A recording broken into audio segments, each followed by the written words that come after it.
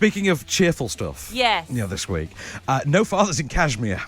Oh, This is yeah. hardly. I'm sure this sounds cheerful. Just from the title alone is quite blunt about what you're in for, really, isn't it? Okay. This is not what you would call a charming rom-com. Okay. This is Is it a documentary? It's not a documentary. It's a narrative feature, but it's got a very a cinema verite kind of a style to it. It's meant to be as naturalistic as possible. Also including relatively inexperienced cast members. And it's filmmaker Ashwin Kumar.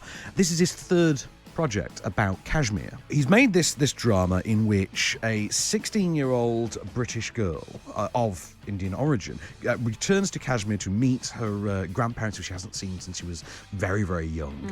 Her father disappeared many years earlier in Kashmir, prior to them leaving the country, and it is this eye-opening experience of this sort of selfie-obsessed British teenage girl, played by a relative newcomer, Zara Webb, and her sort of learning what the reality of life in Kashmir is like. And the film, although it is a drama, does begin with sort of this real world statement of, look, this goes on all the time. This is based on 1,000 stories of things that have happened. It's an amalgamation, but amalgamation. It's an amalgamation of some of those stories, but a lot of this is based in reality, and that's what comes up towards the end as well. It's a very eye-opening film.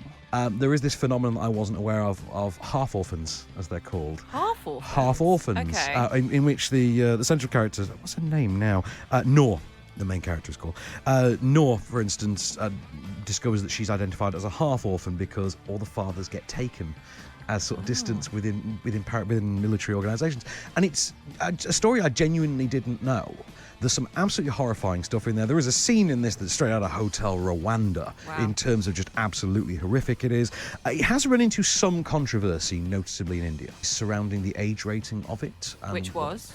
Well, the filmmaker wanted it for, despite that scene I've just mentioned, it's not particularly gratuitous. The idea was to get the film rated as low as possible so that it could be seen by everyone. As many as possible. As many as possible. And the Indian Censorship Board had evidently other ideas in mind. So essentially put it at an 18. That kind of a thing, yes. Well, they're there to protect the people that are watching it. I mean, is that justified? I grew up in censorship culture, and I would argue no, it's not. Okay. But that's my own personal. You can feel about censorship however you like. For my money, an excellent film. I think Zara Webb is tremendous. Well, there you go. I was going to say you picked up on the fact that it's a relative newcomer, acting cast in this. But there's a rawness to her. There's a rawness to it. I don't necessarily think that's a bad thing. I think the inexperience adds to it. Helps with that reality, doesn't it? Yeah. That making it feel more real kind of a thing. Yeah. I think she's one to watch out of this, but Ashwin Kumar as well, really great movie from him. It's not a popcorn muncher by any stretch of the imagination. This is not a date movie by any stretch of the imagination either. Do see this though on Sunday afternoon if you want something harrowing and gripping. Yeah, No Fathers in Kashmir, 2 thumbs up from me. Absolutely fantastic.